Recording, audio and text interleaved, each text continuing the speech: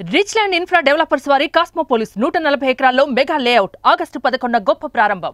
మృత్యులోనూ ఆ కుమారుడు అమ్మ ఒడిని వీడలేదు. తల్లి ఇంట్లో నుండి బయటికి వెళ్తుంటే అమ్మా నీతో నేను వస్తా అని చంకెక్కాడు. వద్దు నాన్న బయట వర్షం పడుతోంది అన్నా వినలేదు ఆ చిన్నడు. అమ్మ వెంట వెళ్ళాడు కానీ తిరిగి రాలేదు. ఢిల్లీలో భారీ వర్షాలకు ఆ తల్లి కొడుకులు బలయ్యారు. ఆ కుటుంబానికి చీకటిని మిగిల్చారు.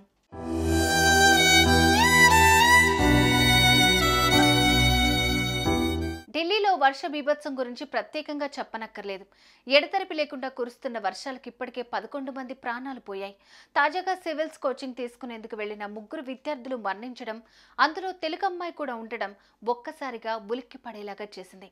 అక్కడి దృశ్యాలు చూస్తుంటే దేశ రాజధాని ఢిల్లీలోనా ఈ పరిస్థితి ఉంది అనే ప్రశ్న కూడా మొదలవుతోంది.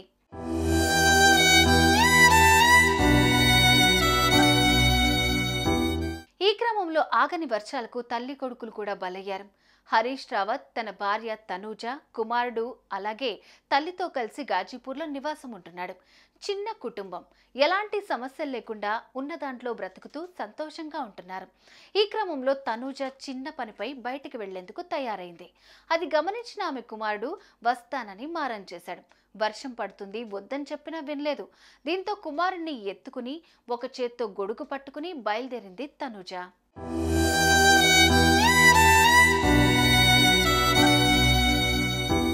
ఇంతలోనే వర్షం ఎక్కువైంది.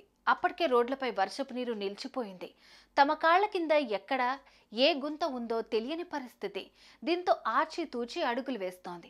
అలా జాగ్రత్తగా నడుస్తున్నప్పటికీ వర్షపు నీరు పోయేందుకు తెరిచి ఉన్న మ్యాన్ హోల్ ఆమెకు కనిపించలేదు. సడన్ గా మ్యాన్ హోల్లో కాలు పెట్టింది. అంతే, కుమారుడితో పాటు పడిపోయింది. అది గమనించిన కొందరు ఆమె కుటుంబ సభ్యులకు సమాచారం ఇచ్చారు.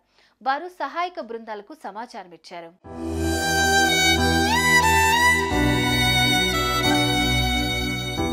కాసేపటికి అక్కడికి చేరుకున్న సహాయక సిబ్బంది అక్కడ తనూజ ఆమె కుమారుడి కోసం గాలింపు మొదలుపెట్టగా కొద్ది గంటల తర్వాత 500 మీటర్ల దూరంలో 2 మృతదేహాలు లభించాయి. మృతదేహాలు కూడా పక్కపక్కనే ఉండడంతో ఆ తల్లి కఠిన పరిస్థితుల్లోనూ కుమారుణ్ణి వదలలేదని రోధించారు కుటుంబ సభ్యులు. కాగా హరీష్ మాత్రం తాను సహాయక సిబ్బందికి సమాచారం ఇచ్చిన 2 గంటల తర్వాత వారు వచ్చి వెతుకులాట మొదలుపెట్టారని, అప్పటికప్పుడే వచ్చి ఉంటే తన భార్య బిడ్డ ఇద్దరు బ్రతికి ఉండేవారని బోరుమన్నాడు.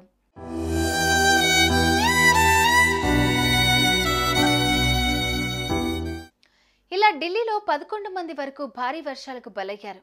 మ్యాన్ హోల్ ఓపెన్ చేసిన కారణంగా 2 ప్రాణాలు పోయాయి. ఆ నిర్లక్ష్యం ఇప్పుడు 2 ప్రాణాలను తీసింది. ఓ కుటుంబానికి కన్నీళ్లు మిగిల్చింది. అదే మ్యాన్ హోల్ క్లోజ్ చేసి ఉంటే ఈ దారుణ ఘటన జరిగుండేది కాదు.